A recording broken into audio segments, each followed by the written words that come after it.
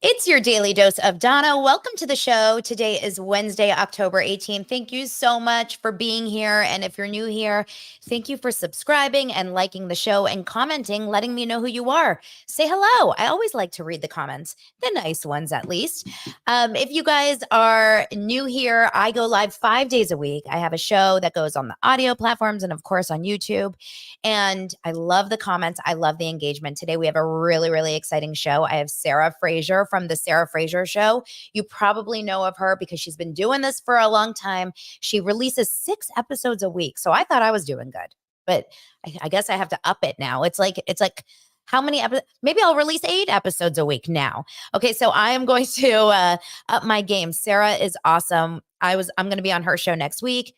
We had such a good conversation earlier this morning. We're going to talk about all things. But before I get into that, I have to announce who won the free ticket for Sunday's BravoCon, my giveaway. I'm so excited about this. If you guys missed this, I ran a giveaway over on my Patreon for anyone that was either going to be in Vegas or going to Vegas or was around the area but didn't have an actual ticket. I'm not going to be using my general admission ticket on Sunday.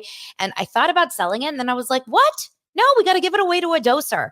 So I did a random name generator and I filmed it because, now we need to show proof of every little thing we do so that we don't get called liars. So I'm just going to show you guys on video. I did the whole thing. Okay. I filmed it. I put in all your names here, and the winner is Miss Caitlin Wright. So I will contact you over on Patreon. Congratulations, Caitlin Wright. You have won the general admission ticket on Sunday, and I'll send it over to you. So I am so excited to get your your videos and your stuff from that day. I can't wait to see it. Okay, you guys, I'm going to bring Sarah Fraser up here. I can't wait to chat about Real Housewives of Salt Lake City. I managed to stay up last night and watch it, and then we have so many other things to touch on. So here's Sarah. Hi, Sarah! Welcome. Thanks. Oh my gosh. I love your show. Huge fan. And like you mentioned, you're going to be on my show next week. So we cover it all. Personal branding advice, sister wives, the whole worldly news. Worldly news. Absolutely. Yeah. I absolutely loved chatting with you. And I love that we're locals, you guys. A lot of, it's funny. There's so many different podcasters that I've connected with over the last few months, and they're all over the place. But there's a few that I've met that are here in LA, and there's just something special about knowing that we can just drive and meet and have a drink or coffee. Look, it's amazing. I moved to LA a year and a half ago from Washington, D.C. I was in D.C. for 15 years. I loved it, but I was literally the only pop culture person there.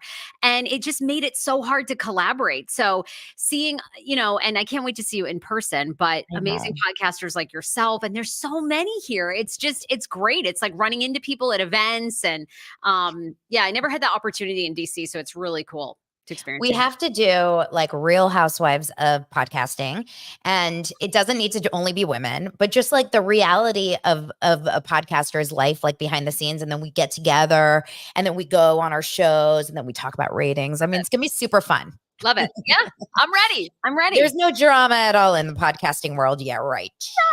I know we do need, and I know I've heard Heather McDonald say this on her show, there needs to be a podcast reality show because the feuding in our business is so crazy. It does remind me, I came from radio, so I was a morning radio host for years, and it reminds me of Radio Wars. We were always feuding with another morning show or something. You always had to have an enemy. You're right. There was always, and we talked about it briefly earlier about Howard Stern and Don Imus. There was this big, he had such a thing against him. So the podcasters are kind of doing it too.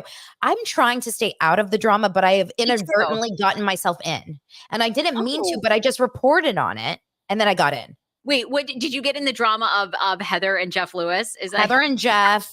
When I talked so I originally talked about the Heather and Megan. I don't know if you remember that back in March. Megan Weaver, who is Jeff Lewis's right hand girl. And so I talked about that. That was my first time ever bringing up Heather McDonald. And then, of course, it kind of went into the Justin Martindale of it all and the Heather McDonald and Jeff. And now officially I am blocked by Heather McDonald. So Oh, you got the block. Wow. I got the All block. right. You I must got have the really block. been. I know. And I'm just trying to, I was just trying to, because I'm a fan. Like, that's the thing. I'm a fan of all these podcasts and these audio, like Yeah. Jeff Lewis, I listened to. I was listening to Juicy Scoop, since everything went down. And then I'm friends with Zach Peter. Like, I'm friends with a lot of these podcasters that all know each other. So I'm just sharing it like a fan. But I can see both sides. Yeah, I mean, it is kind of funny that we have all this drama, and I'm with you. I honestly, I don't dislike anyone in the podcast space. It's really wild, but people very much pick sides, and I'm like, guys, we're doing a podcast here, all right? We're And not because, well, you've been doing this for 8 years, right? 8 years. Yes. Yes. When I started, people still didn't know where to find a podcast on their phone. And it was very bleak for 3 years. I lost money. If it wasn't for my amazing supportive husband, and I had left radio and I had gotten like a decent severance package. Thank God. I had a really great agent who negotiated an exit for me.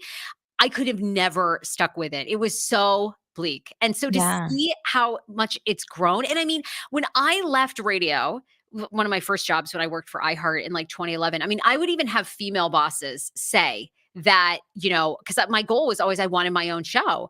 And they would always be like, well, Sarah, women are not going to listen to women solely on the radio. That's why you have a male co-host.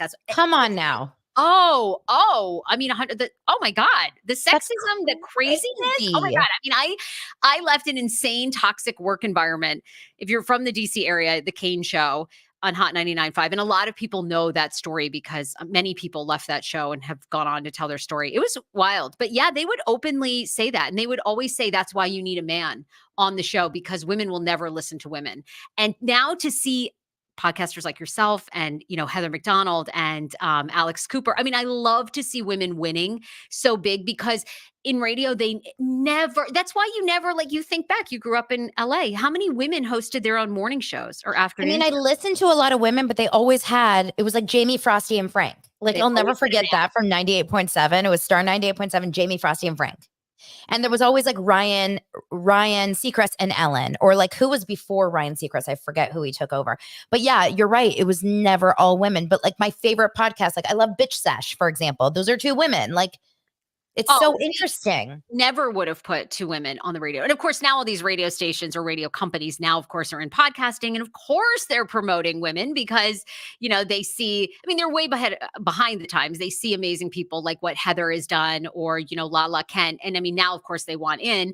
But no, they never would have done that on their own. So you're a trailblazer. And, I'm a trailblazer. And I encourage women to find their voice because podcasting has given women a audio platform that they never had a decade ago. The only woman that was really doing it was Wendy Williams. I mean, that's why Wendy is so amazing. She was an afternoon host in New York City. She was one of the few women. And that was it. I mean, they didn't even give women afternoon shows. So wait, do you think that, who I used to listen to all the time, like back in 2000, probably trying to think, like probably 2006 to 2010 or whatever, around that time, was Taylor Strecker. Yes. Who is currently she has a podcast called Taste of Taylor, and she's big in like with the Girls of the Toast and stuff. So she's definitely around still. She's best friends with Stassi, but she used to have a radio show on Cosmo Radio, but she had a guy co-host. It was Taylor and Kenny. Always. Interesting. Okay, I actually really, really love that, and I think that having a podcast, and we talk about this a little bit on your show that it's going to air next week, but we talk about, just kind of starting a podcast and how important it is to have your voice out there. And especially in these days where, all we have is our voice. And it's so important to say things that are probably not going to be super popular, like the amount of negative reviews we get or comments we get all the time, but we still go and we still keep going, right? Yeah. I mean, and it really is revolutionary what you and I are doing because they did put women. I mean, obviously Oprah had a talk show on her own and, Rosie O'Donnell, but audio is the last platform where women have never hosted 2 women, 1 woman solo and really succeeded. And so we're seeing it. So you're a part of history. Like people forget how recent it is that women host their own audio-based shows. Yeah, it's so true. We are really still at the forefront. Podcasting is always growing. Wait, Yes. so I think the theme of today, because I'm like looking at today's stories, other than Mauricio from Dancing with the Stars, which we have to touch on, absolutely. We have to talk about like that all of our stories are about women today. We've just got a woman central podcast about like today is the day of the woman. Love it. All right. Love it. Yes. All right. So all you men that listen, which I know there's a bunch of you guys out there, we say this with love, but it's about us today. No, I'm just joking. I feel like really, we're going to start talking a little bit of just like random news stories that we pulled out. And one of them is really female forward, and it's about Sophia Bush. So if you guys missed this, Sophia Bush, who is like famously, I would say from One Tree Hill. Wouldn't you say that was like her biggest thing? Yeah. Sophia Bush was married to a man named Grant, I believe, Hughes.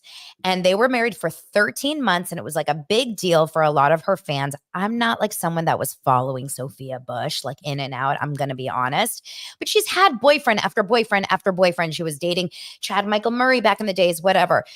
Grant Hughes and her got engaged in August 2021, got married. And after 13 months, on June 11th, my birthday, 2022, they got married on June 11th, but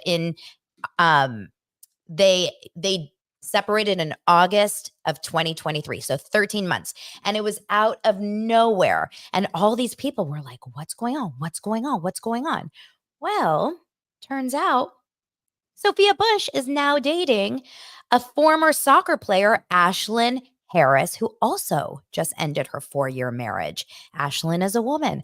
What do we think about this? Oh my God. Are you like shocked about it or anything? I love a dip in the lady pond. Apparently, it is like all of 2023. I mean, Kyle Richards and Morgan, although they claim they're not together. Look, this is like my face. This is giving me like Glennon Doyle, Abby Wambach vibes. Big time. There's something about those soccer players, man. There are. These soccer women are hot. Look, they're a well-suited couple. I mean, I'm sort of bummed because I loved Ashlyn and Ali Krieger together. They just sort of looked good. They were very stylish. They just adopted 2 like beautiful children. So that makes me sad. Very, because that's quite new. I mean, I think their son is maybe a year old or like a little bit older, but not by much. So, and what's fascinating, right, is Sophia apparently was a friend of Ashlyn and Ali Krieger's for a while. I know. And everything. But, then it's always, you wonder, were they really platonic or was there something always there? And then they acted on it and both separated. Of course, their reps are saying there's no drama, that these relationships prior were over. Well, listen, they first appeared on a panel together in Cannes at a festival in June 2023. She got separated officially in August. So, and then of course, Ashlyn just like this last month or whatever. So the question is, like, what came first, the chicken or the egg? Did they meet and hook up? Or like have feelings for each other and then break up? Or did they say, like, did they meet and like commiserate? Oh, my marriage isn't going so well and not really happy. Oh my gosh, me too. Separate and then, do the deed. But either way, they are together. And this is like now Sophia Bush becoming a later in life lesbian is like not shocking anymore. The world, I feel like this is happening everywhere we look. What's going on? I actually had to Google if Sophia Bush was a lesbian. Like, that's how much it's like, it's so common. I'm like, wait, who was she with? Was she already with a woman? Like, I was like, wait, okay. Then then I was following the timeline. But no, she was with man after man after man after man. Yes. Well, hopefully, maybe these 2 women have found their matches. I am still a little upset about Ashlyn and Ali. I was so invested and they were always getting sponsorships together. They looked so What was Ali? I don't know a lot about Ashlyn and Ali. So what was Ali doing before? Like, what is her career? Women's soccer team. So they both were soccer players. Yeah. And they played on the highest level. That's how they met for the U.S. women's team. And then, they've been together I think dating for 6-7 years, like total. And then. Oh, wow. Yeah. Listen, at the end of the day, we just want these people happy. And if Sophia is happily, with with Ashlyn, the only one thing that I read, and I didn't see confirmation of this, but I read it somewhere, that Ashlyn apparently like removed the fact that she's a mom and a wife off her social media, and people, I don't Oh, know if it's on her TikTok account or on an Instagram account. And it like, that's actually kind of sad if she's like removing that identity, because fine, you're not a wife maybe, but you're still a mom. So let's hope that like everything remains copacetic. But I can't imagine that Ashlyn's ex, or I forget her name. What's her name? Allie? Allie Krieger, yeah. I can't imagine Allie's super happy right now about it all. It I feels like wouldn't think sudden. so. Yeah. I mean, look, apparently they were just spotted at a dinner, it was a date, but so maybe it's really early. Maybe it's not as serious as like everyone's thinking. But I mean, this story did blow up. I mean, it's everybody's talking about it. Yeah, it says they had their first date weeks ago. Mm. Listen, all we can say is we hope they're happy, just like Morgan and Kyle, if that's in fact the truth, which I've heard from so many sources that it is the truth. But, what can I say? Morgan and Kyle, which is going to take us perfectly into, you can be honest, Sarah. Do you watch Okay. Dancing with the Stars? I don't. I only I watch don't the either, Friday. except Yeah. what? I just watched the highlights. So I've been Mhm. watching the Ariana highlights, the Mauricio. I don't even know how they got Mauricio in this Mickey Mouse Walt Disney ensemble. It's just so like embarrassing. Like Mauricio's like a hot man, and this is a low moment. This man is going through something because who the fuck? And I know your husband's like basically like producing this show. I don't He's know. just shooting it. He's just shooting it. Okay. I don't know how anyone in costume or whatever goes, you know what, Mauricio, let's get you in a giant Mickey Mouse ensemble. I I mean, think doesn't he was a wizard. Wasn't he like a Wizard? I don't know what it was. It was so embarrassing. Like, one of the comments on my Instagram, I'm sorry, on my Facebook post, because we have a Facebook group, Daily Dose of Donna. Join if you guys haven't. But one of the comments said, "Why do I think of Elf on a Shelf when I see?" When I see him?" I laughed, and I need these laughs these days with everything going on in the world. When I saw the picture that someone posted of him on my Facebook group, and it was a close up of him. I guess they stopped the camera at some point, and they took a picture of his like he's standing there with his tongue out. And it's one of those things that like once you see, you can't unsee. And I don't know if I'll ever be able to unsee it. So I feel like let me pull it up really fast, because this is something that I think all of you guys need to see as well. oh God, it's so Oh bad. yeah, he does have Mickey ears. He's the Mickey wizard from Fantasia or whatever. Yeah. I'm not a Disney person, really. I don't I know. mean, I like it for kids, but I would have been like, no, like you're gonna fucking dress me as like, I don't know, like a fan. Sorry. I know the costumes are part of it and they get into it, and he clearly is a good sport, but that was not my favorite Mauricio look. well, I will tell you this one thing, and I didn't actually see Ariana perform last night, but I'm imagining she did amazing, because she has done amazing every week. Um, I will tell you, Lance has said many, many times that Mauricio is so kind and so nice and so friendly. So for that reason, I will always want to give him the benefit of the doubt. I think he's like a good dude. And but I do think that he's probably like going through, I mean, number one, the fact that he's doing Dancing with the Stars is weird enough, in my opinion. Like this is kind of shocking and out of left field, especially that he's on 2 reality shows already. And he has a huge, I mean, Sarah, you know the real estate market here in Los Angeles. This guy is like beyond successful in this world. It seems like really a left field decision to do Dancing with the Stars. Like he doesn't need it, but it's also so strange, the whole thing about the fact that he's like bringing up the divorce or the separation in his packages about it. And Kyle was only there 1 week and is no longer anywhere near him. The whole thing feels so weird. Well, you're right. The agencies for sale signs are everywhere in LA. They are Mhm. legit. But I think my thing is, I think there's twofold. One is, once you're on a show, I feel like just the promotion never stops. This promotion, whatever, or their lives, okay, whether Kyle and Morgan are actually together or she's just producing Morgan's documentary. I mean, we already Mhm. see the preview of RHOBH that this whole story is going to be like the entire season, right? So it's great for business. buying Beverly Hills, I think, always needs promotion. So the more he's out there, he and Kyle are they've been in Hollywood so long, they know the game. And I also feel like maybe we're seeing just a husband like mourning a little Yeah. bit. I mean, I kind of feel like in any divorce, there's always a period of time where there's like a pursuer and there's like a leave, person that's kind of running away. And Mauricio seems like he's trying so hard to save that marriage. Like he seems like the pursuer. He's trying to stay busy. He's trying to stay relevant. I just think you're seeing a guy not sure. Yeah, I mean, I would imagine that if you're going through a huge life change, like separating from your wife or your husband for 27 years and your kids are growing up and everything, I would imagine that any distraction is welcomed. And people do weird things. Like some people dye their hair or like get tattoos like Kyle, or buy a Corvette or do all kinds of crazy things. So I really do believe that there's a lot of, weird kind of changes that people make. But you're right. I think Mauricio would stay married happily if she still wanted to. I think Kyle is more than 1 foot out the door. Like I think Kyle is the instigator to the end of the marriage. I also do believe, just from various people that I've talked to and sources, that Mauricio has cheated multiple times in the marriage.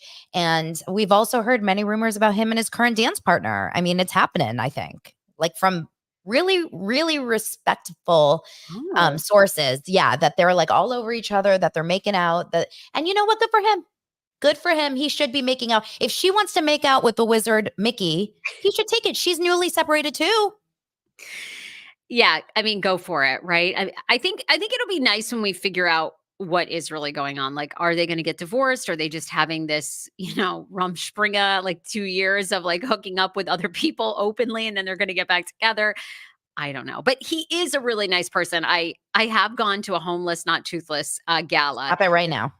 Oh my God, no, you got to go next year. It's actually epic. And the women are like walking around, talking to everyone. Sharon Stone she's like a huge ambassador of it. You're going to have to give me the info and I'm just going to jump in your It was purse. like the best event I've ever been to. And he was so sweet. He spent so much. I tried to like smoke pot with him, but he wasn't really having it. So He's such a pot smoker. Well, I mean, he's definitely not toothless. His teeth have taken over America. I feel like when I see Mauricio, I see teeth with the side of Mauricio. I mean, it's a little over the. Speaking of fake teeth, we'll talk about that soon. We've got fake teeth on all these reality shows. Real Housewives of Salt Lake City, I saw an appearance of Whitney's husband and his fake teeth. Like it's a lot. I mean, I'm kind of like, what's going on here? they all go in for the teeth redo. I know. And you know what, by the way, some of them should. So having good teeth is a nice, like, positive thing. It's a good thing. Okay. Like 2 shades too white though. You know what I mean? When they get the veneers, it's just, I don't know who sells them the ultra white. And it's just such a status symbol now to go so white, but if it doesn't look natural, it's not good. And the problem is, like, your veneers luckily veneers don't stain with coffee and stuff. So it's like, it's there forever. Like, I don't know, but I think that you can go back and be like, can you do something to it? Can you paint them? Oh, really? You could tone I'll them just down. never forget when I was working at Disney, and like so many years ago, when Hilary Duff, I don't know if you remember this, but Hilary Duff got veneers, like, and they were one of the most famous cases of someone getting really, really, really long veneers. Like, it was a crazy looking thing. And Hillary looked like she didn't look like herself. And then she ended up going and getting them. I think she had to get them like shaved down because it was so crazy. And teeth are important. They do change your face. Yes, like Kyle Richards looks different because of her teeth. Do you remember that? Yeah, you got to really, it's hard. You got to really, there's like one guy in Beverly Hills that charges like $85,000. And I feel like he's the most natural. I think he's done like Kylie Jenner's. Oh, yeah. You see how big they are on this one? Yes. Yeah, they look way better when she got them redone. You're right. Yeah, you have to. Yes. Okay, so Mauricio stayed on for all. Spoiler alert, Mauricio is still on the show. We did lose Adrian Peterson, which I am so okay with, because Adrian Peterson, in my opinion, isn't the best of guys. So we will see Mauricio next week, and I can't wait. I know that they're going to have some fun themed weeks coming up. So, like, we'll have to see. Okay, another crazy thing that happened yesterday. We finally heard from Shannon Beador. Oh, I know. Okay, what did you think of that? I can't talk about what I can't talk about, basically. So Shannon Beador, for those of you guys that missed this, Shannon Beador posted a reel on her Instagram page. I think she turned comments off, probably pretty smartly. And she basically said she was walking Archie, her dog. She looked really good. She looked really healthy. She looked fine. And she was walking and she basically said, I know a lot of you guys there's a lot of been kind of that's been going on. A lot I want to talk about, but I can't yet. I'm just trying to stay healthy and like focus on the good things and walk my dog. That's all she basically said. Like, I'm here, but I can't talk yet. Any lawyers in the audience that want to jump in? Why do you think she can't talk? What's happening? Is it because it's a current like felony situation or what? Yeah, I mean, I'm assuming, right? She hasn't had a court date to finalize this, so she doesn't know if she's going to lose her license community service. I mean, I would imagine this is the first time offense, as far as I know, for her getting a DUI arrest. We would have known about it if there was another, I think.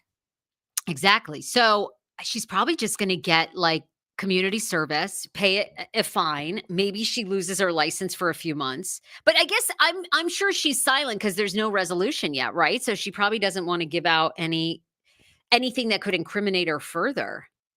I mean, I guess the problem, yeah, she hasn't been in court. So here's the thing. I think that I wish she would have just said, well, maybe she doesn't even want to say, I'm sorry.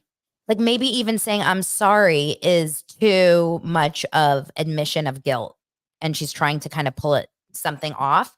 But like evidence is evidence. And like she was drunk and she did drive into a building. So I don't know. I mean, we'll have to see how that goes. I would imagine she definitely has lost her license. My friend Lauren over here says current law situation, any smart lawyer would tell her to stay quiet until it's all handled. So I Yeah, guess that's probably what she's doing. Now the question is she going to be at BravoCon? I think she is. I think the official stance is that she's going to be in Vegas at BravoCon. You're not going to BravoCon, are you? No, I Yes. heard you and Zach talking about it. I was with Zach. I'm like, I'm not going. I mean, I will say, I get it. I put myself on the VIP wait list, and I never got. I guess I didn't get it. Yeah. So I had my hotel booked, and I thought, well, I'm not going to go. I'm not going to try to run around and like Zach said. I think it's a lot. I think you're going though, right? Yeah, but you know what? I'm going not as like I'm here for work. I'm not going to like jump in front of Bravo celebrities and get an interview. Like none of that. I think I'm actually just going to get away from my kids for a weekend, to be 100% honest. Okay, that makes sense. I'm going for a girls' weekend. I'm going with my friend Jamie. She's not a Bravo fan. She's a Sister Wives fan. She's a Sister Wives fan. Robin. I mean, I said it yesterday and I'll say it again. If there's a TLC con, I need to be hosting a panel, the Sister Wives. I mean, we will fight over the Sister Wives panel. And I would do like if there was a meet and greet of Cody and Robin. I would pay I can good tell you money. this. I won't tell you how I know this, but I will tell you from a very good source. There, at least as of now, TLC has said that there will never be a TLC con. They basically feel like their brand is fly on the wall, that they are not they're Like not like celebrities. right, they're not into creating celebrities, that they are taking people whose real lives, so Thousand Pound Sisters, Sister Wives, the Duggars, who obviously are no longer on, and they just want to appear as a fly on the wall. And so they claim they will never do a TLC con. I think they're missing a huge opportunity. I But think they're missing a huge opportunity, but at the same time, it's so true. Like I kind of want to remain a fly on the wall in their house. I want to be like behind the beanbag in Janelle's apartment.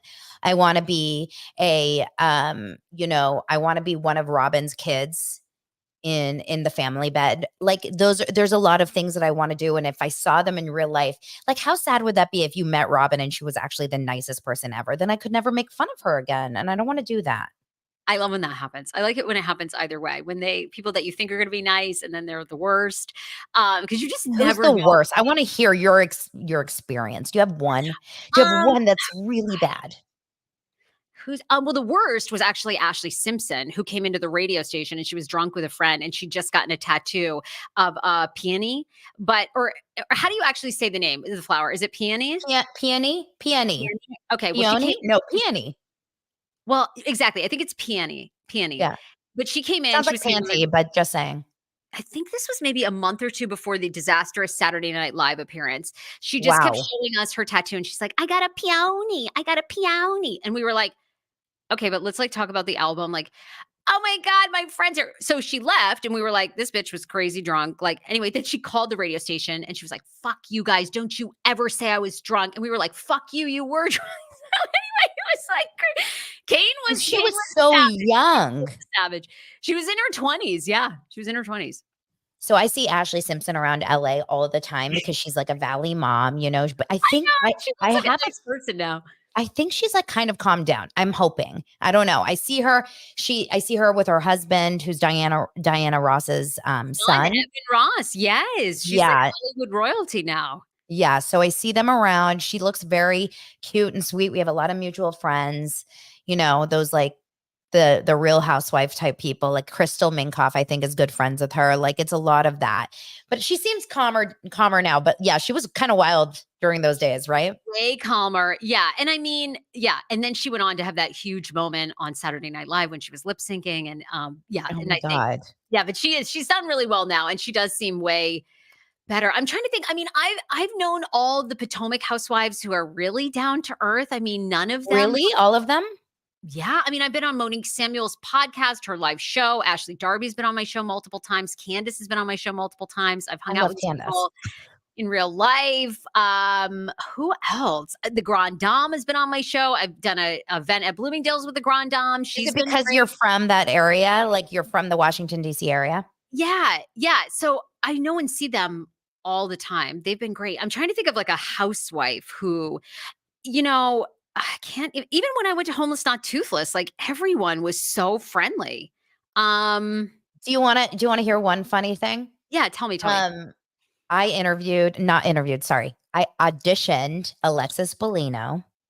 And it's actually funny that I bring her up right now because there was like this article that was going around yesterday, and I posted it on my stories that they're thinking about bringing Gretchen Rossi, Alexis Bellino, and Vicky Gunvalson back onto OC with some changes.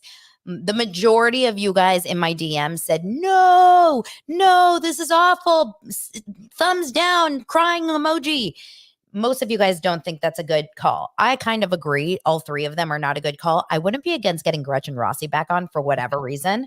I loved Gretchen. I loved when she was with that sugar daddy that was like passing away. I was obsessed. I was obsessed. And she was like remember he was on his last bit of oxygen and she was like using the car, like his credit cards and The motorcycle. I was obsessed. And then and then Tamara, you went to Bass Lake. You went to Bass Lake. I'm actually like, I don't follow Gretchen, but I've heard that she's just like Susie Homemaker, really like crafty in her house with Slade. Aren't you blown that she has stayed with Slade? Shocked. Shocked. They actually are in love. Like they have been together. I mean, has it been a decade? I think it's been at least a solid. Yes, I think it's been that long. I mean, it's clearly for love and not for fame because both of them kind of fell off. Or for money. I mean, I don't know. I mean, I can't even remember what Slade did. I mean, for a while there, he just like went on the kind of reality TV, I think he was a manager. Like he started managing people. I don't remember. But I mean, I'm sure they do okay, but they're not uber rich. I mean, they're just doing it for love. It's so interesting. Yeah, you guys are all shocked too. Alexis Bellino. So I think we remember Alexis Bellino when she was like Jesus Jugs, married to Jim Bellino, really kind of unaware, like lacking all self-awareness. Do you remember that? She was just she came off very thirsty. Like, I want to be rich. I want to be, I'm perfect. Everything is perfect here.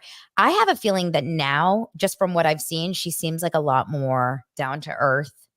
I think she's gone through like some pretty tough things. She's not with Jim anymore. I think she's with a new guy. I can't really remember all the stories if she's married or whatever.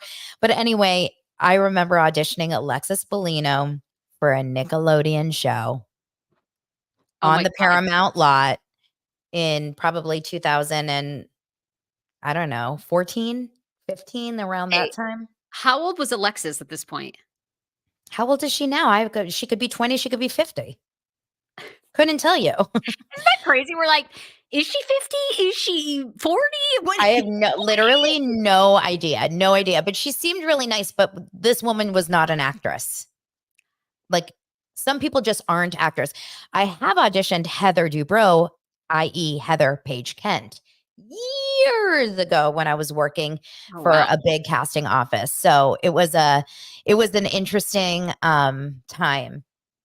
I also had some other fun people I auditioned. I pre-read Amber Heard from, God. remember Amber Heard, obviously. Yes. Yes. And when I auditioned Stephen Coletti, who was like my original obsession from Laguna Beach, like I wanted to marry him and I auditioned him back then. I'll never forget that audition. There were some good ones. Yeah, you've had some really good ones. I mean, Yeah, and they've all gone on to have, most of them have had huge careers. I mean, I even know. Alexis did really well. I saw that rumor that the 3 of them could come back. I didn't hate it as much as, like, the Alexis is overall audience. 46 now. Okay, 46. Okay, Yeah. that makes sense.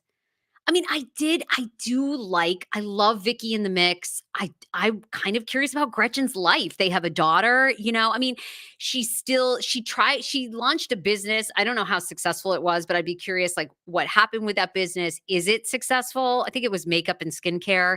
They all have, yeah, it was Gretchen Boutte or whatever. Wasn't it? What was it? Gretchen Boutte. I feel like that's what it was. It probably was. You're Gretchen, probably right.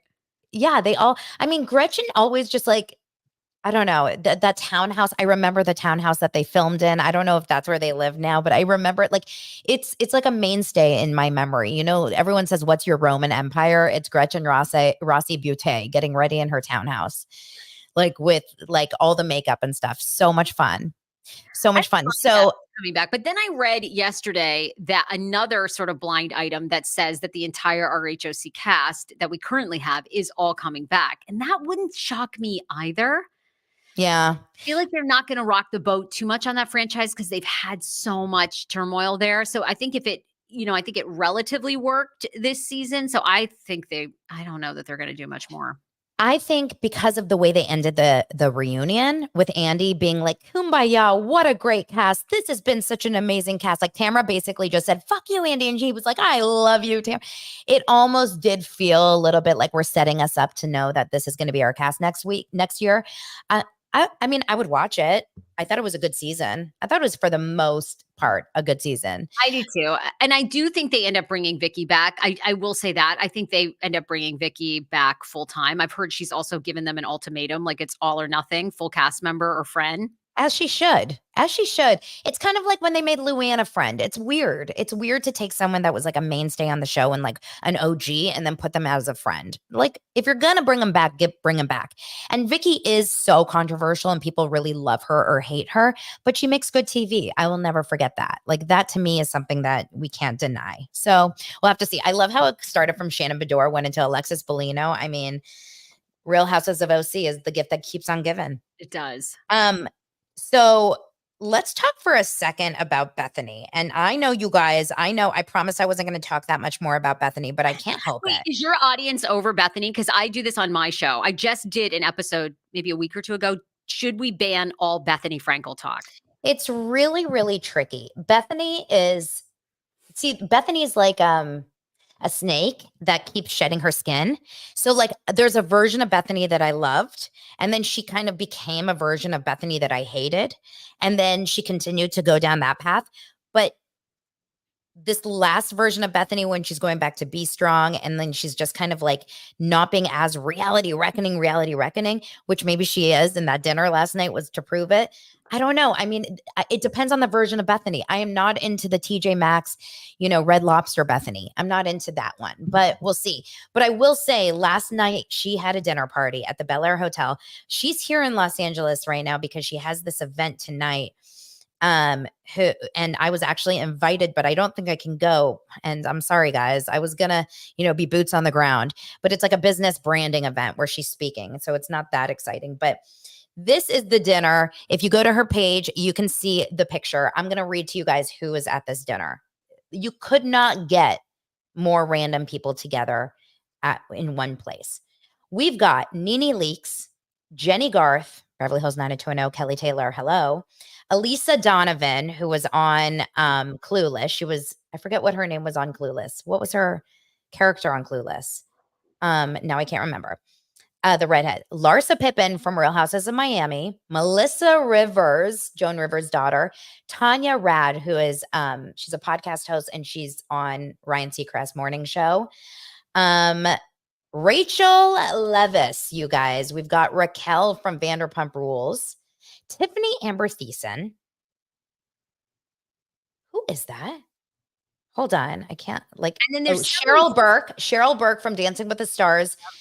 And someone from Selling Sunset, I think. Isn't that a woman? Maybe. I feel like I've gotten all of them, but there's someone on the way end that I can't recognize, and I don't know who that is. Selling Sunset. Is she from Selling Sunset? Okay.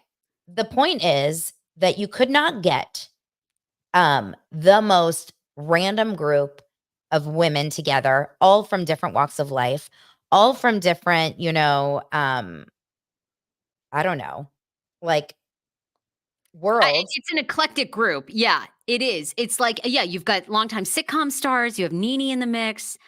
I mean, She says in the caption, she goes, a dinner just because, and then she uses the B because her podcast is called Just Be. She says, thanks for a beautiful night, ladies. I'm still cleaning up all the spilled tea. And then says, listen to Just Be with Bethenny. So my guess is, okay, maybe I'm crazy, but my guess is that she got a lot of very maybe bitter people together who have had bad experiences in the industry in some capacity, because I don't know, what in the world could this be about? It feels like it has to be some sort of reality reckoning, like meeting. What do you think? Well, I feel like Bethenny is a genius, in many ways, but a genius with marketing. It's obviously to drive downloads to her podcast, right? So, I mean, is the tea that salacious, or does she just want us to go and click on the episode? And then, she's probably not going to reveal much because, I mean, Melissa Rivers is like longtime legendary, Hollywood person and producer.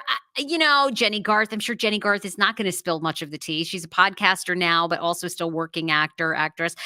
I like NeNe, of course, we know why is there. Cheryl Burke, Rachel Leviss. Some of them I can understand why. I'm sure a lot of people still in the business like Bethenny, and certainly I'm a fan of the idea of a reality reunion for sure. I think you've worked in the business a long time. I've been a SAG-AFTRA member forever. I mean, the benefits of that union are incredible for the people that have it. And these reality stars, they don't even have workman's comp, that's insane. And to when NeNe and Bethenny did their podcast episode, the fact that their image is licensed by Bravo basically to be on GIF apps and they make no money while Bravo makes a cut is insane. They should have some payment for their image. And especially if these Housewives episodes are repackaged and repurposed in Australia. Yes, they should be given residual rights. I agree with all that. I love Bethenny's mission. I just hate the delivery. I'm not I'm not really a fan anymore. But she's probably still a heavy hitter. Yeah. And she wants people to know it with that picture. Yeah. Listen, I would be, if I was invited to a dinner party with Bethenny alongside these women, and I had this huge career back in the, at some point in the 2000s, 2010s, which a lot of them did. And then of course you have like a Rachel Leviss, who to me sticks out like a sore thumb in this crew. I don't get that one, but the rest of them, I think I would be like so excited to be part of that dinner just to listen to what in the world they're talking about. I'm a Saved by the Bell through and through fan and Beverly Hills 90210. So just to know that Jenny Garth and Tiffany Amber Thiessen were in the same place, we also have to talk about this because I don't know if you know this. Jenny Garth and Tori Spelling very famously have major drama with Tiffany Amber Thiessen. They were all on 90210 together. Tiffany was Valerie. And of course, Kelly and Tori were on it from day one. There was big drama between the three of them. And like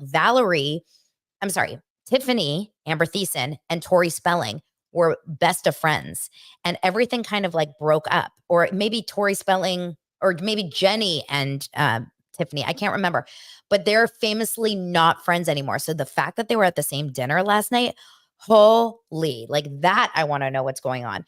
And somehow I feel like Bethenny is the one person that can like bring those friendships together. She just has this like, she can get shit done. Bethenny can get shit done, but I agree. Her delivery is a lot and it's maybe too much for me. I mean, is this also like a tease for her starting her own network? I mean, a lot of these women in the photo have their own podcasts, including Melissa Rivers, and Jenny Garth has her own show, and Cheryl Burke has her own podcast, and Rachel Leviss has said she's Wait, going to. they all have their own. Most of them, yeah. And the one woman that works with Ryan Seacrest. I mean, you know, They all have their own podcast. Wait, because Cheryl just started one. Melissa has one. Tanya has one. Nene has one. I don't know about Elisa Donovan. Jenny Garth has one. Yes. Or is this just because everyone in the world has a podcast? Well, everyone in the world has a podcast, but you know, Rachel has said she's wanted to start one. I mean, I wouldn't be shocked if Bethenny launches her own network, podcast network. Nene's now doing a YouTube show, but you know, I mean, Nene has said she's waiting for someone to give her a podcast offer. So, I mean, that to me that was looks something like that like annoyed podcast. me a little bit when she was like, I tried to do a podcast, but I can't. I tried to do this, but I can't. When Nene said that on Bethenny's podcast, because I'm like, I tried to do a podcast and I released it 45 minutes later. So, I mean, if you want to do a podcast, you can do a podcast. No one's stopping you. Nene would clean up. It's so, but I think yeah. I mean, I've done podcast episodes on this because I love Nene, but I think Nene is so lost since Greg passed. And I think, you know this, you've worked for companies. Whenever you work for a business, there's always people that are great employees, like that just want to come in at 9 a.m., leave at 5, and they want to be told what to do. They don't want to think. They want to implement your plan. They don't care. They're there to collect a paycheck. And then you have people that are innovators who want, us, we want to start our own podcast. Bethenny's an innovator. They're hustlers. They look at an opportunity. How can this benefit me? Nene to me is the first. She wants like, I'm on a reality show. I'm getting paid. I show up. You should value my time and talent. And I'm worth X. I agree with her. And I wish that the entertainment business still worked that way. But we're seeing with the strikes and everything, a flip. People are getting paid less. All these housewives coming back to housewives are making far less than they ever did. I mean, I don't think that Candy Burris is coming back at $2 million. It's not going to be worth it for them. So I think for Nene, she's always had a man. Greg always worked. He took care of her. She stayed home. Then she got this job and they were like, look, you're going to be shooting at 10 a.m. You're going to be arguing at 12. You're going to be eating lunch at 1. And so then to try to like make your own podcast and generate interest, I just don't think I don't think Nene is that type of person. Yeah, it should be interesting. I think that I'm dying to hear what they talked about and what it was about, and we shall see. Bethenny is she is a powerhouse, that we can say for sure. Okay, so before we get too crazy long on this episode, we could talk forever. Let's talk a little bit about Real Housewives of Salt Lake City, because last night's episode I found was so. I'm into it. I'm into the season. I am into this cast. I am really, Amanza from Selling Sunset. That's who it was, by the way. Thank you. So Selling Sunset, sorry, not Selling Sunset. Hello. Real Housewives of Salt Lake City. Let's talk about it.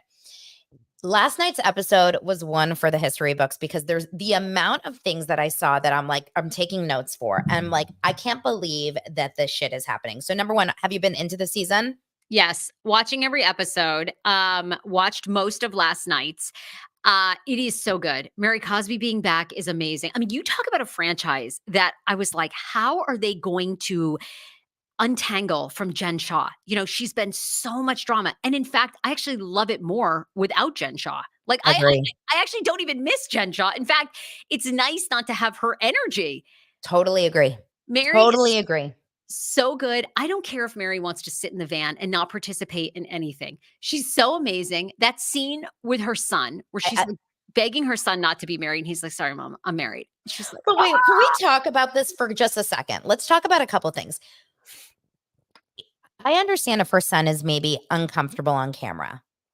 I'm hoping that's the case because their relationship, their communication was something unlike I've ever seen before in my life. She's like, just tell me, have you been married? And he's like, maybe, sort of, kind of what? Married, as well. And she's like, how long? And he's like, maybe, yes, yeah. Like, speak. Like, what's happening? It was the weirdest thing. I'm thinking this guy is a married man and he's acting like a 12-year-old uncomfortable kid on camera. Like, the whole thing felt so out of control. And then you add the green carpet that they're sitting on. I mean, the way the house is decorated is, it looks like a staged experience, the whole thing. What did you think about that scene? I agree with you. He is very awkward, extremely uncomfortable.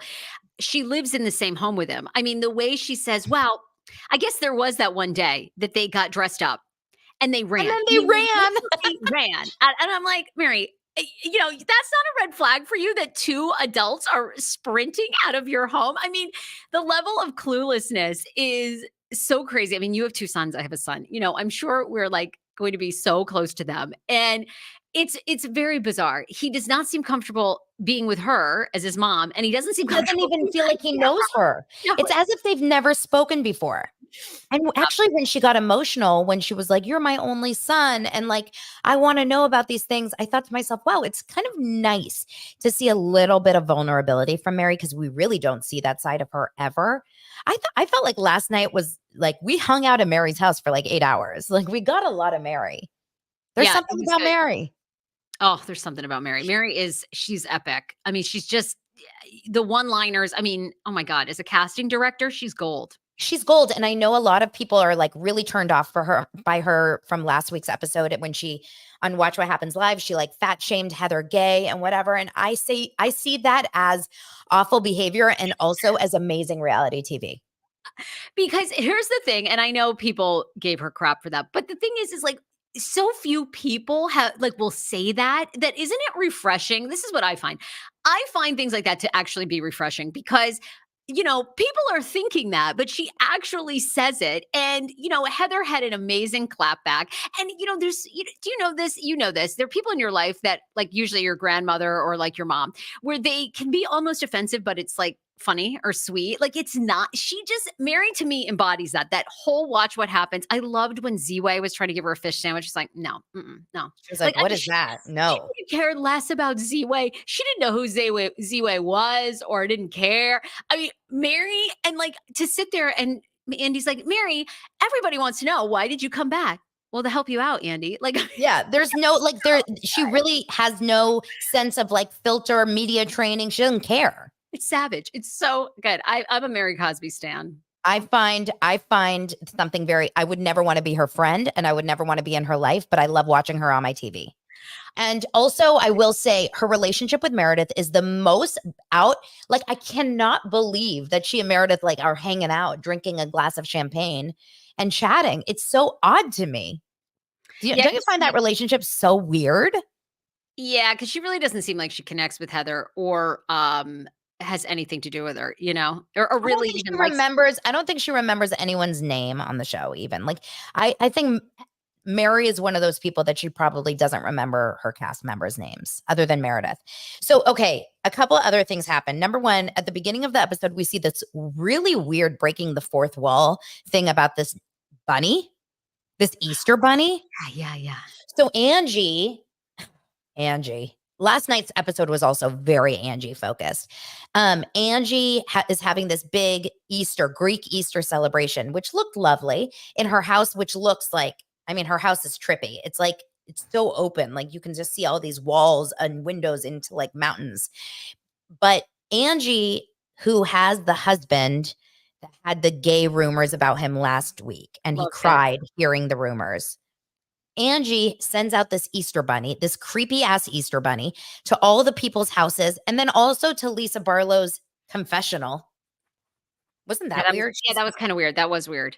It felt very like that broke the fourth wall. I'm like, she's sitting here and working, giving her interview, and the bunny's there, and then the bunny was in Heather Gay's car. Like, weird shit. No, when the bunny went to Mary's car and she opens the window and she does. I wish I had my sunglasses here, but she's like, with those eyes. I mean, it's so good. So good. So anyway, So anyway, the bunny is inviting everyone to the Easter except Meredith. Of course, Meredith does not get invited. I thought that was really an interesting, odd thing. I also thought something else was odd. Let's go to Justin and Whitney really fast. Whitney and her husband Justin go to dinner. I don't know about you, Sarah, but I've never once gone to dinner. And when they said, "Do you have a reservation?" And I said, "Yes, under Donna and Lance." She said, "Under Justin and Whitney." Well, she loves her husband and she needs more attention from him, clearly. It is What? weird. I've never done that either. Yeah. One of us What, just chooses it's under, my name or his. Yeah.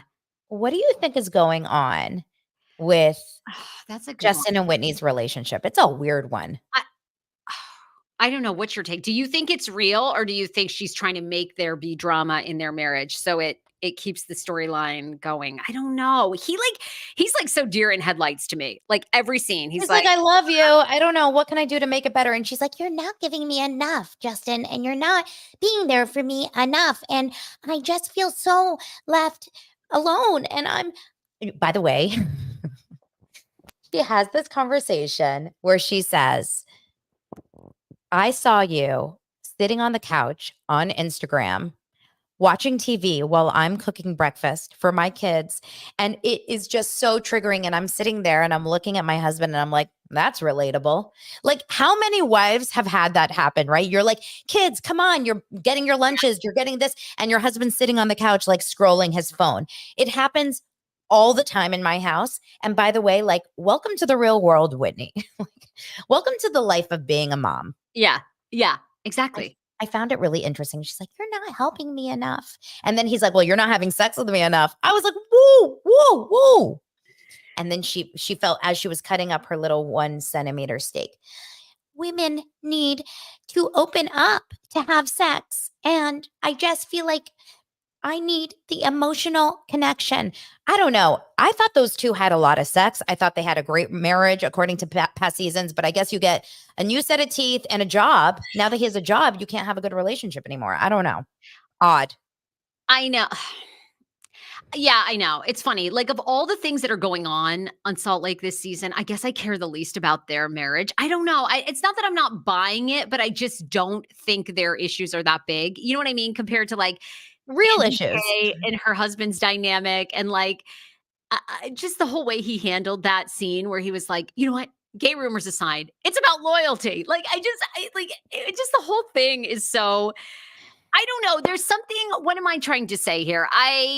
It's not that I don't believe that they could be having issues. I just feel like she's so reaching. Yeah. She's It's like so we just reaching. need something with Whitney. And the big storyline with Whitney is now the husband's working again. And how are we going to focus the balance of being a mom and being with the kids? Okay. Another thing, and this is serious, you guys. I take like rumors about outing people seriously. I don't think it's funny. I think whatever, that's not cool. Angie's husband, is it Sean? Is it Scott? Is it Steve? Don't know. Don't remember. Angie's husband, in last week's episode, here's the rumor that has been going around apparently for years. He's a hairdresser in Utah and he started to cry. I found it odd.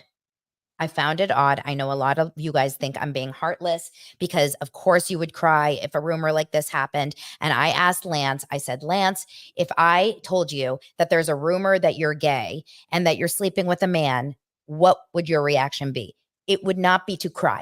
That I know for sure. He'd be like, "What the fuck?" Like, Oh, what? I know. My husband would be like laughing hysterically. He'd be like, "All right, I want to see the guy. Like, bring out Yeah. the Like, is he hot? He'd be yeah." like, "Is he hot?" And Okay. my husband always do. My husband's like in love with Paul Rudd, so I mean, I would completely start the rumor that he was fucking Paul Rudd, 100%. So I mean, we would have a great laugh with it. Yeah, I got to agree with you, Donna. I think the way he handled it was odd. Like I said, I mean, I think if you were presented most guys like your husband, my husband, it sounds like the minute we sat down and said that, they would have been like, "Oh, okay, let's see.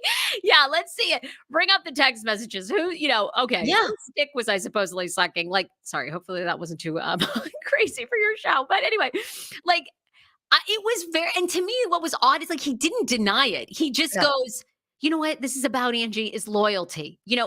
It's about the act of cheating. I wouldn't do that." And I'm like, weird. Weird that you would go there, and then the tears. Yeah, I found it really a strange reaction. And not only that, if you are that upset about it, did you guys catch this? If you are that upset about it to the point where you're crying and you want this to go away real fast, why? Why, oh, why? When Heather Gay showed up to his Easter party at his house yesterday, did she say something about, oh, so where's your, and he said, my gay boyfriend? He joked about having a gay boyfriend. If that's your reaction last week, and then you're joking about it today, I can't take him seriously. He lost all credibility in terms of feeling bad for him, because you can't make it a big, like, oh my God, this is horrible, and then joke about my gay boyfriend the next week. I don't get it. Yeah. I don't get it. I find it really, really strange. So that happened. I loved Angie's dad and the story about him coming from Greece and like setting it up. I actually loved that. But then let's get into really fast before we wrap. Let's talk about Monica and her hissy fit, I thought, at the Easter party and how her mom got involved. I don't know if you saw this part, but basically what happens is Monica, who's she's new on the show this year. And she used to work with Jen, and she's relatable because she's like, a single mom. She doesn't have a single mom who works 2 jobs, who loves her kids and never stops with a jet. Okay. She's a survivor. She has not a lot of money. She has like 6 kids. I don't know how many. And, but remember, she's divorced because she had an affair with her brother, her husband's sister's husband. Right. Her brother-in-law. And now she's no longer a Mormon. And her mom is a little bit hard. Okay. Her mom is a toughie. We've seen this before in the back, like in the past. Like she wasn't the best mom. She's not the most present mom. Okay. So they go to this party and Monica decides to have a conversation with Angie, or Angie does with Monica. And it's very calm and it's a family party. There's families everywhere. And it starts to get heightened, and it gets heightened. And Monica is not like quiet. She's getting really, really upset about it, throwing out bad words and whatever. As a mother, I would do the same thing that Monica's mom did, which was go straight up to her and be like, Monica, stop. Do not act this way. Like, you can't act this way at someone's home, which is what she did, Monica's mom. And Monica's reaction to her was like, you stop. Like, I have never seen such an uncomfortable situation between a mother and an adult daughter. I don't know. Did you watch this part, or did you? I haven't seen this part. Yeah. I've just, obviously I've seen their dynamics so far, and how, they've argued over, how Monica is like more of a parent to her kids than her mom ever was to her. I mean, I love their dynamic. I love a mother-daughter dynamic on any of these housewife shows. It's so good. Mhm. And, it's an interesting one. It really Yeah, but I is. think I used to think that maybe Tamra and her mom's relationship was a little like funky, but this one takes the cake because I felt bad for the mom because she just wanted everything to be copacetic and she just wanted to have fun. You could tell she was just enjoying her time. And Monica was acting like wild at someone's house, yelling at her and with the kids around and everything. And then Monica got really mad at the mom because she thought she took everyone else's side. It was really, really hard to watch. And then in an interview, Monica said, I just wish my mom wasn't my mom. I wish I had another mom. And I'm like, oh, this mom is going to just die when she watches this. So I think we're about to get like a little bit. Yeah, Debbie just said Monica became a child last night. Like, and she even said, she goes, I feel like I revert to being a young girl when I'm around my mom. There's obviously some bigger issues there, but I like this season of Housewives. I am feeling it. And I wish we had more to talk about Lisa Barlow, because that's my favorite one to talk about. Oh, there was a really weird scene when they were making candles. I don't know if you saw that earlier in the episode. They were making candles, she and Angie, and at this really cool place that I guess is only in. I did, yes. Where you can pour your scent into the wax and whatever. And while they're making it, all of a sudden, out of nowhere, this random, I thought this was very produced. This random young girl that works at the candle store is like, are you Jack's mom? I knew he was going on a mission before you did. And then ran off. I don't know if you saw that. Yeah. Lisa Barlow being a good Mormon is the best, like, delusion. I have So ever she heard. drinks and does everything. Yeah. She goes, I would wear this to church. Her tits are out. Yeah, I would wear this to church. I know. And the whole mission thing and her son. Yeah, I agree. Lisa Barlow is really good. I mean, we do have a lot of storylines, like just Mary Cosby's presence There's so and many. Angie K, what's going on, and then Angie and Monica. Yeah, I know. I It's know. so maybe, Lisa's been so in the mix, and so is Heather for a while. It's fascinating to kind of have these other things to talk about. And they obviously want to establish these women as characters because they're probably going to be on the show for the next couple of seasons. We're not getting Jen back. So, Totally. yeah. It's Totally. It's a really, really good season so far, and I really like the cast, and I love like all the different storylines. I'm feeling it. I think Real Housewives right now is like on a good path. I do too. Potomac is going to be starting soon. Obviously, Beverly Hills is starting next week. Can't wait on the 25th. Yes. So we'll have to talk more. We'll have to do this again because there's so many stories we could keep going, but we gotta cut it at some point. You'll be back on my show too, but everybody needs to listen because Donna's going to be on next week on the Sarah Fraser show. So you have to come back. We got to talk more Sister Wives, more TLC stuff. So much. We will always talk about Sister Wives. We will talk about Cody and his pecs. So Sarah, where can they find you? At the Sarah Fraser show everywhere. I drop a podcast episode every single day, and at the Sarah Fraser show on all socials. I can't wait for my audience to meet your audience, and let's get together in real life, and we'll make sure the world sees it on our socials. Caitlin Wright, again, congratulations for winning the BravoCon ticket. So I will reach out to you, and I'll send that over in the next week.